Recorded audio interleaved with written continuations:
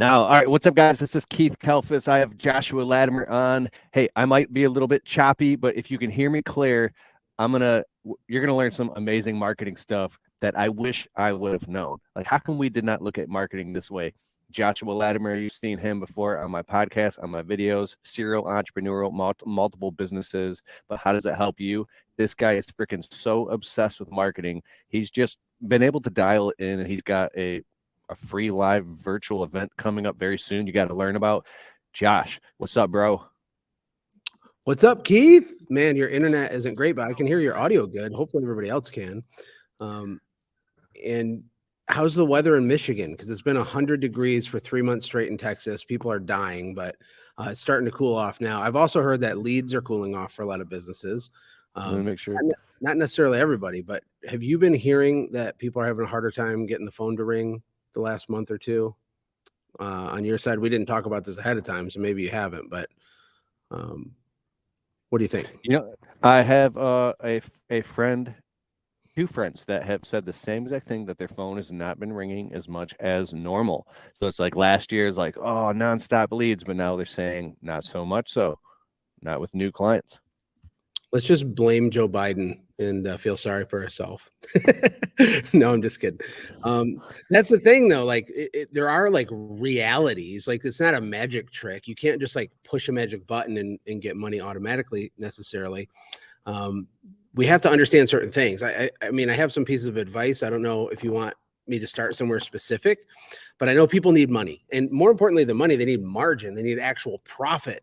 Because money and profit are totally different things. Have you ever heard the quote that revenue is for vanity and profit is for sanity? Yes. I love that. And actually, you know, a lot of the guys with $2, $3, $4 million businesses, I'm one of the guys they call to kind of commiserate with, because they're like confused and frustrated that they're not making the money they thought they would, even at 2 or 3 million. And they're doing good. But, you know, you have this idea that you're going to be some balling out, you know, Ferrari driving guy because you finally hit 7 figures. And it's really not true most of the time. And there's simple ways to fix all of these things. And we are going into a recession, in my opinion, not just my opinion. There's think tanks and big, you know, government organizations doing all kinds of data analysis on this. Like, for example, if you go on Google Trends and you search the word recession, it shows you the search volume of a word. And if you look at the map, it's free. You can just go to Google Trends, type in recession. You can see what I'm talking about. It just maxed out back in 2008. There's like this little line, and it's like, whoop, 2008. And it stayed there for a year or two, and then it went down. It was quiet. Well, it spiked back up even higher last summer. And from last summer till now, you know, last summer I created a training called Recession Marketing because of this. And we've kind of been okay, you know, but we're not out of the woods. Like, things are bad. Ned Davis research says there's like a 93% chance we're going into a global recession, possibly depression.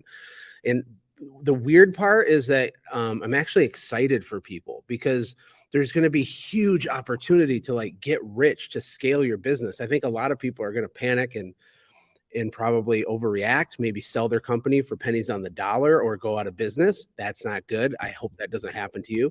But maybe some of the things I can share today and in my workshop this week, which is free, is just, it can help you. It can help you make profit with your brain. Because the key to this problem isn't buying more Valpak ads or just like sending more EDDM with no thought going into it. It's a little deeper than that. And I guess as an intro, I can start talking about tactical things. I mean, is that okay, Keith? Bro, I love it. And for those of you that are just joining, thank you. What's up? I could see you. I could see all the comments. My video is probably a little choppy because my internet, for some reason, I'm actually in my basement trying to get better internet right now. But Josh is going to be doing most of this. Do you got this whiteboard out right now? What do you war plan? Well, okay. I'm a visual learner, so I'm going to scribble some notes Me while too. we talk about this. But just up front, if you go to warplan.com, yes, I'm doing an event this week. It's 2 days. It's at night on Wednesday and Thursday of this week, September 13th and 14th. It's free. On day 2, I will make an offer of some of the stuff I have, just in full transparency. But the entire day 1 and all of day 2, except for the part where I share the offer, is going to be tactical, practical, do it now stuff. And I will warn you too, like, some of the stuff's a little advanced. and I'm going to go really fast. For example, my just day one of this workshop is like 200 slides long, and I'm going to go like rapid fire, but people need help. And whether you buy anything I have or not, I want to help you, especially if you're married with kids and trying to run a service company, because it's freaking hard. You throw 3 toddlers in the mix and it's like, you know. So anyway, let's start with this. So let's talk about these 3 categories. And I'll mention this in the workshop in more detail, but there's noise, nuance, and offers. Mm-hmm. And, you know, for me, I like to simplify the way I think about this. When I say marketing, I don't mean doing a postcard or putting out a yard sign or doing some ad in a newspaper or something. Marketing is everything. And everything is marketing. Like the way people perceive you is marketing. And there's all kinds of psychology in our brain happening. You know, if you think about it, like depending on the industry you're in, I know a lot of lawn care guys follow you, Keith, too. The customer has an idea in their brain of like how valuable that thing is before they even talk to you. And they've already anchored themselves to like some prior experience or interaction with some lawn care guy. And maybe when they were a kid, they like mowed lawns for a summer and they like think that they're the same, that them doing that was the same as what you do right now. And so our job as marketers, as business owners that want oxygen, AKA profit, is we have to reframe people. Okay. So here's the first weird phrase you might have not heard is reframing.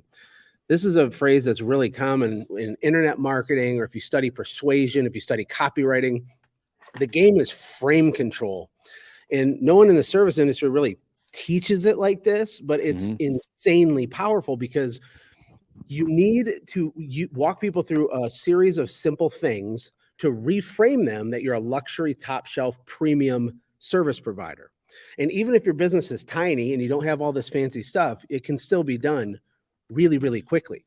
So let's talk about noise, though, to start off. So most local small businesses don't make enough noise, meaning marketing. They're not noisy enough, or they make noise the wrong time. Here's how I'll explain that. Most companies have like a buying cycle for their business. And so maybe this is like the summer and you're super busy. And actually, let me fix this. So I don't think this is accurate. Like I know for my cleaning business in Michigan, it was more like this, right? And then we're like crazy busy here. And then there's like, we called it the 100 Days of Hell. Yeah. From so like April to everyone wants to give you money right here. And then also right here, but we market like here and here and here. And the reason we do that is because we are panicked and the phone's not ringing. And so we go buy a bunch of EDDM and we're doing it at the wrong time. What needs to happen is we need to do more marketing or make noise up these curves. And we need to raise our prices when demand is high, let our close rate be lower on purpose. And then when it slows down, we circle back to the people that didn't buy at the inflated prices and we lower them back down for a special screaming deal. Just that by itself can sometimes double the take-home profit of an owner. And I know I'm talking really fast and I can't like prove it to you with the math, but this is literally true. I've helped hundreds of people do this. And so that's like nugget number 1 is supply and demand pricing. So if you're like booked a month out and your prices are the same, you just hate money and you don't understand that you're leaving like tens of thousands of in your personal profit pocket as an owner on the table by doing that. But anyway, when you're making noise, first of all, we want to make noise at the right time. The other thing about noise is we want to make sure that we're not making noise in the ocean. You know, I think a lot of people, they do this shotgun marketing and it's like they're jumping up and down in the ocean thinking that they're doing something, which I stole that line from Dan Kennedy because it's so good. But they're jumping up and down like in the ocean thinking they're making waves and they're not. I read a statistic that Stanley Steamer, who's a huge carpet cleaning company, they do 150 million a year, which is 400,000 a day. Okay, is how much revenue they average. The average carpet cleaner in the United States makes $326 a day. And when you ask yourself, like, okay, what are the differences between like Larry making $300 a day doing one job a day and Stanley Steamer? Now, first of all, Stanley Steamer's quality is definitely worse than Larry, for sure. Okay. On average, Larry is like a nerd and he knows like the flux capacitor inverter valve of his little carpet sucker 9000. He knows all the technical stuff. He's a good guy. He's a good dad. He coaches t-ball, but he's broke. And maybe he's not broke. Maybe he's doing $1 million, but he's only keeping 100 grand for himself, which is like not enough. And he's like, what the heck? I thought I'd be making 300 grand. The way to make 300 grand is to make more noise, understand nuance, and improve the way that you present your offers, and things will start to shift for you really, really fast. So when it comes to making noise, if you do shotgun marketing where you just EDD on blah, blah, blah, blah, blah, or you just do postcards or you do some yard signs, but it's kind of random and it's spread out, that's a worse way to do it because you don't have the capital to compete with the Stanley Steamer. So you might see them on TV and in every mailbox and everywhere. The smaller company, and by the way, if you're doing less than 5 million, you're small. I mean, the SBA.gov defines a small business as anybody with less than 500 employees, which is like all of us, except for Tommy Mello. I think he'll be a billionaire in a couple of years. So he's graduated to not a small business. But anyway, so you want to do small, targeted, inside out, shock and awe, saturation marketing. Small, targeted, inside out, shock and awe, saturation marketing. And the way that you do this is you take your customer list and you run it through an online service that will reverse geocode your list. And that's a fancy term for you upload your addresses and it will show you a map. And on the map, it'll have pins of where all your customers are physically at, which is a really powerful visual thing. I mean, you already know the neighborhoods you have good customers in, but seeing the whole scope of it is huge. Because then you can go neighborhood by neighborhood, cul-de-sac by cul-de-sac, subdivision by subdivision, and become a nightmare to compete with like that. And it's super inexpensive. You get massive momentum. A lot of past customers will re-engage you. People in those towns are going to see your trucks coming in and out and in and out. And it's like you're everywhere, even though you're only in a small spot. And if you're going to do direct mail, hit people 8 times in the right neighborhoods where you already have traction instead of doing one time really big to a bunch of people who don't know who you are. And this is really an example of nuance. So we can start talking about that. Making noise, marketing, all the stuff we do. We don't want to do it backwards. We want to do it up the supply curve when people are in demand. That's when we spend marketing dollars. We raise our prices as we go. And we want to go small, targeted pocket marketing, right? But then we get to nuance. Nuance means the way that you do the thing that you do. Nuance is lost on like everybody. And I get it because it's like really overwhelming to run a small company, but it's not so much do you do marketing, it's how do you do it? I'll ask people like, do you do direct mail? Like, oh yeah, I tried that, didn't work. Or I'll say, do you answer your phone? Oh yeah, always answer my phone. Okay, but what if I actually secret shopped 100 companies?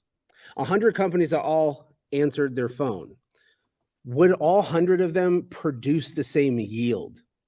The answer is no. They would be wildly different. The tone, the emphasis, the pacing, the voice inflection, right? The enthusiasm, the structure of when you ask questions of the customer on the phone. What do you ask first? Do you ask them what their name is, or do you tell them, hi, my name's Josh. May I have your name?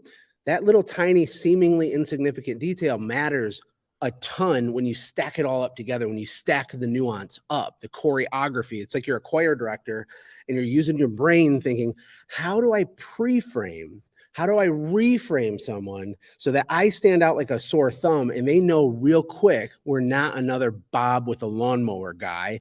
We're a different thing altogether, right? So nuance is how do you do it? I was talking to a friend of mine named David Hamill, and I'm going to share his story on the free training this week too at warplan.com. It's free. You can go there.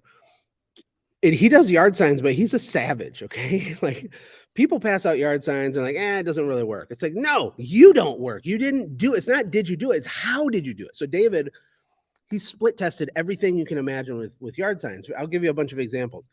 He doesn't print them the normal way where the corrugation in the plastic is vertical, because when you put them on telephone poles, the wind will break them and they flap like this. Have you ever seen a yard sign like that on a pole? It breaks over time, right?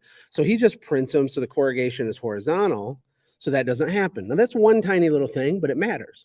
He also puts them 10 feet up on a telephone pole, screws them in with a lag bolt at night with a ladder so that no one can get them down unless they use a box cutter. That's nuance number 2. He also doesn't put them at main intersections where all of his competitors will steal them. He puts them at minor intersections everywhere else. He doesn't just put them at the entrance of a neighborhood. He always goes in the neighborhood and finds vacant lots and hides them in weird places. He also goes to Starbucks drive-thrus at night and puts it underneath the drive-through window where the lady in the Mercedes is getting her latte, and she's 2 feet from his "I'll wash your house" sign next to her car. And sometimes they don't notice it's there for a week before they throw it away. Right? And my point, though, is that he's thought through all the nuance of like how to maximize the yield on this very simple thing. The time of year where he does it, the mapping of like the neighborhoods you're going to go and targeting where you already have traction, doing yard signs, 3 days before your Facebook ad hits the same thing and before your direct mail ad hits the same thing. This is all example of nuance. It's thought, it's brain money. And hopefully that does a decent job of sort of explaining nuance, but this applies to everything: the way you look, the way you smell, the way your truck is, the scripts that you use, the order in which you say the parts of the script, all of it. And you don't have to be perfect at it, but God, I mean, your competitors are doing like nothing to even remotely try to do any of this. And when the recession starts to get worse, they're going to get swallowed. And then what I want for you is to buy their company and buy their assets for pennies on the dollars. I want you to be able to buy their phone numbers and their domain names and get all their traffic, because when things rebound, and it will, you're going to gobble all that up. Okay. And then the last thing is offers, the offer itself. Russell Brunson talks famously about offers with funnels, and most people are aware of ClickFunnels and all that. But what about local businesses? Alex Hormozy got gigantically famous the last 2 years, and he's obsessed with offers. His book, $100 Million Offers, is amazing. But I just don't see a lot of service companies taking it like seriously enough. And, on the training, I'm going to break this down in more depth. But essentially, there's a whole bunch of buttons you can push, dials you can turn, things you can do to fundamentally, completely change how your offers feel. It's all about feeling and pre-framing and reframing and choreography, because what you ultimately want to happen, ideally, and it's never perfect, you want people to be pleasantly surprised that you're only $300 more than the other guy. Instead of being like company A is 500, company B is 550, and then your company is 850, and they're like, "What? This is outrageous." This choreography done correctly is going to make them scared of your price, thinking you're going to be double, and like, "Oh, the Mercedes-Benz of lawn care is only a little bit more than the other guys, but they're clearly different. Everything about it's premium." And you attract different types of customers this way. People talk about you more this way. And most importantly, you make more profit, which at the end of the day, that's the whole game. I'm telling you right now, a lot of I have a 7-figure business people are broke because they haven't priced properly. They didn't raise their prices high enough early. And so their business at scale, there's no wiggle room in it for them. They're making 70 to 100 grand a year doing $1 or $2 million. And it's embarrassing, because you can have 25, 30% net margins with these companies. You really can. And they're all a little different. Lawn care could be a little lower. Some have more capital expenses than others, but it can be way more than what it is right now if you understand this type of stuff. What are you thinking as I say all that? I talked for a long time. Sorry. I'm visualizing everything you're saying, and I'm thinking about white glove premium service front to back, from the cleanliness of, the shirts, embroidery, the way you answer the phone, the website, everything matching with the marketing, to all the social medias, that before they even pick up the phone, when they go to Google and they see everything, and everything is seamless to where they feel like, yes, I'm in the right place. Like each part of the experience, all the way to when you service them and then finish doing the property, and the whole follow-up and all the communication is a seamless, cohesive, connected, premium experience, to where for those type of customers who want to just write the check to solve a problem to somebody that they know that they can trust will do it great, and they don't have to worry.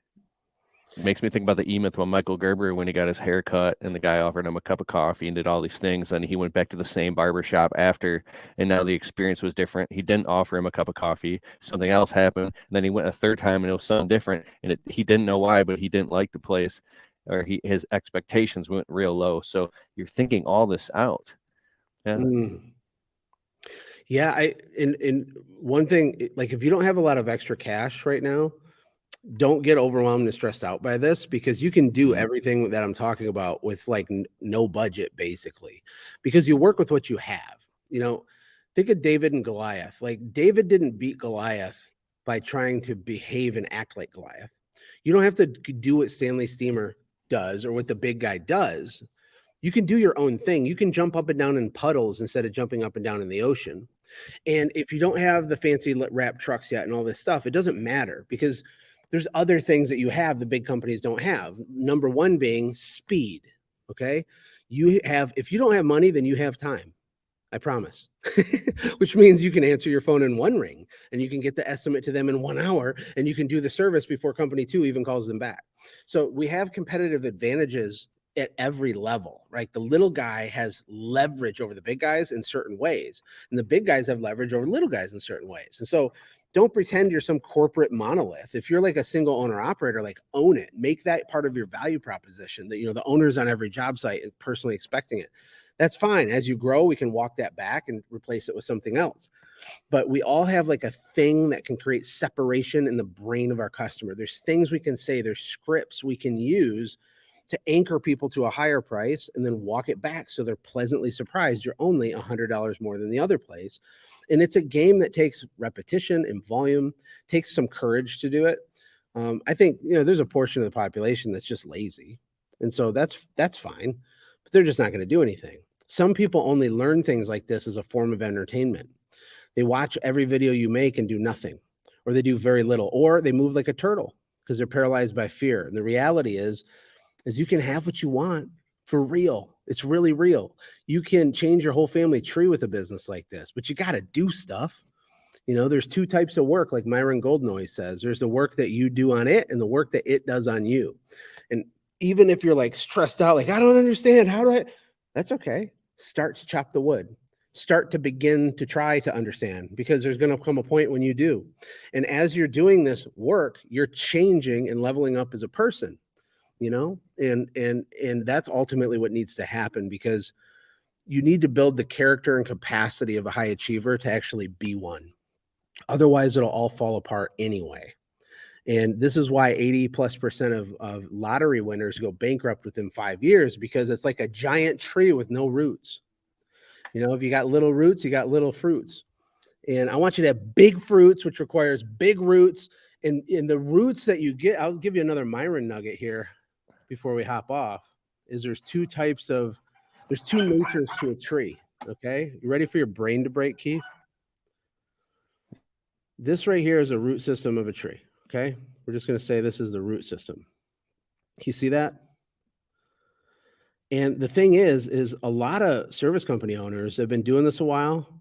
They're on the forums. They bought courses even. Maybe they have a coach or something, or they watch YouTube. They're trying to educate themselves. What they're doing is they're establishing roots, which is like good. But there comes a time when you have to stop going deep and you have to actually go sell your stuff and be enthusiastic and make some noise and network and grow and lead and recruit and be a charismatic, attractive character for your business, where you put yourself out there. That's where money happens. This is all like intellectual, these roots things, and they're important. But we have to have the top part of the tree. And I see a lot of businesses that have these huge roots. These are smart people that have no money. And this is like one little leaf poking out. The way that Myron teaches this is he says there's two natures to a tree. There's the gravitropic nature to a tree, which is the cells in the roots of trees have they're programmed to dig down and away from sunlight. They're programmed and hardwired and designed by God to go deep and to go into the dark. And going into the dark is super valuable. And even the bad setbacks we have and all these things, they're gifts. I promise you, they're gifts. I've been bankrupt. I've had my cars repossessed. All of it. It's not a joke. I say it like funny. It wasn't funny when it happened. It wasn't funny when my electricity got shut off and they repoed my car, man. But it created great capacity in me. And over time, little by little, brick by brick, you change. But nothing's going to change financially for you until you understand the phototropic part of how this works. Phototropic is the part of the tree that's designed and programmed to go up to the light. It's reaching up. It's defying gravity. It's literally definitionally doing the stuff that scares you and the stuff that you're intimidated by. And this is the only way And it's a balance. It's the only way to get a big result, but we got to have both parts. We got to have the roots so we can get the fruits, et cetera, et cetera. Hopefully that was valuable. Bro. All right, so let's wrap this up. I see all your guys' comments coming in real quick. Warplan.com. When is the event? It's Wednesday night, 8 to 10 Eastern time, and Thursday, same time. It'll probably go over. It'll probably be more than 2 hours each night, to be honest. We are going to have a limited time replay, but you can only get it if you register in the first place, or else we won't know where to send it. We're not just going to post it, I don't think, generally. And it'll be really live. It'll be here at the studio. I'm really nervous about it, actually, because it's kind of a whole production. We got like different camera angles and the switcher, and like my wife is going to MC it. And like, I'm treating it like a big deal so that people pay attention, because I literally see a storm coming, and I'm really freaked out for people that don't start leveling up their brain really fast. And there's going to be great, enormous opportunity for those that do, but a lot of people are going to get smacked by this, and it's going to be bad. So don't panic. If your phone's not ringing, there are solutions, there are answers. I'm going to give dozens of 10K ideas on this training, and you're going to be taking notes, putting like 10K, like this one sentence was a 10K idea. This one thing was a 10K idea. And I want you to just stack value from me to you. On day 2 of the event, I'm going to present an offer of a new thing that I've been building. I've been building a program and some cool stuff for 13 months. I spent $1.1 million on it, and I'm really excited. It's like giving birth to a child. I'm nervous because it's my art, and it's my effort to serve people. And maybe people say, that's stupid. I hate you, Josh. I doubt it. It's pretty freaking epic, but we're going to find out together on Thursday. But pure value, I will present an offer, and then more pure value. We're not going to harass you, I promise. And you just go to warplan.com to sign up. So it's Monday night. This is Wednesday night.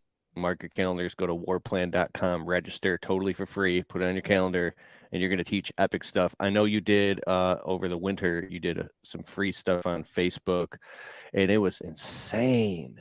Yeah, like I have a lot of stuff, and another thing I'm giving people when they register for the workshop is a giant document I made called 60 profit producing ideas. Not the greatest name in the world, fair enough, but it's 60 kind of it's like a pocket guide to making money. And these are really out of the box, weird things you can do. And I think all of them, or almost all of them, they cost nothing to do, and they'll make you money in days, right? It's like, do this like this at this point, boom, money. When you're pitching your thing, say it like this first, then this second, and then this, and make sure you do this, boom, money. And there's 60 of them broken into 4 different categories. And I'm going to give that away for free. It's insane. I could sell just this resource for a whole bunch of money.